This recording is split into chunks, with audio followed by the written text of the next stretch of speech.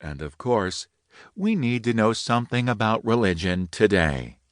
We need to know how it is easing and exacerbating global problems, and how the religious have engaged those of other faiths in both horrific and uplifting ways.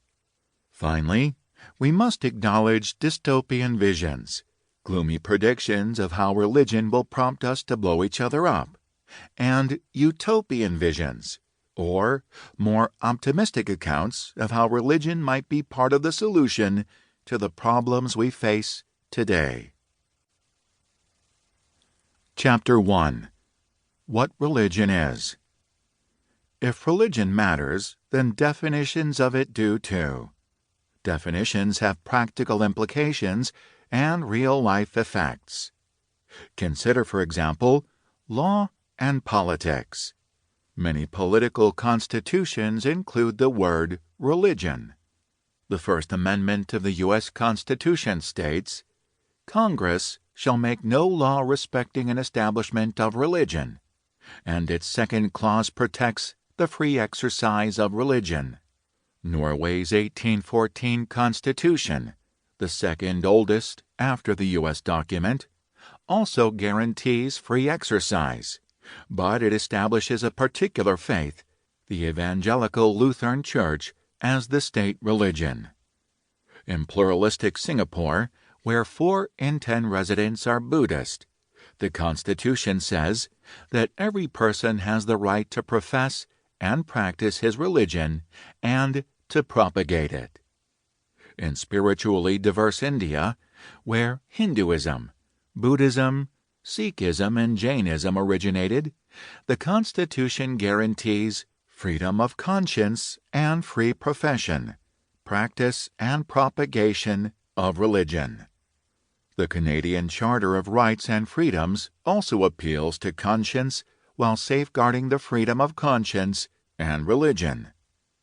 The Japanese Constitution also guarantees freedom of religion, and other political documents use similar language to protect freedom of worship, as in Brazil, or the practice of religion, as in Germany. It is not always clear, however, what counts as religion, or what qualifies as religious practice. There are debates, sometimes passionate ones, about how to define it. I noticed the public implications of definitional squabbles when I served as an expert witness in a legal case in which I was asked to define religion for a U.S. court. The case turned on a Florida defendant's use of African-inspired devotional practices that go back to West African techniques for curing illness, protecting people from harm, and divining the future.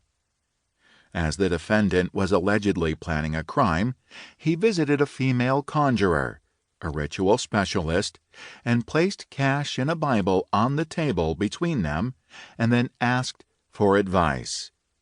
During the 1930s, the folklorist Zora Neale Hurston observed a similar ritual practiced by an African-American herb doctor, as she called him, in rural South Carolina. I knew that and testified about the history of these practices, and suggested they could be understood, using a common definition, as religion. The prosecution, and it turns out the judge, did not think they qualified as religious, and so held that what the defendant said to the conjurer was not a confidential clerical communication. I did not testify because I believed the defendant was innocent. I had no idea. I agreed because a constitutional principle was at stake, and I thought I might make a very small contribution to the public discourse about religion. I did not do much good, however, if the lawyer's comments during a break in my testimony were any indication. Before we returned to the courtroom, I overheard the attorneys for the prosecution reflecting on what I had said. "Can you believe this guy?" one blue suit asked the other in the hallway. "I know. That's religion?" his colleague asked, incredulously. Then they noticed me.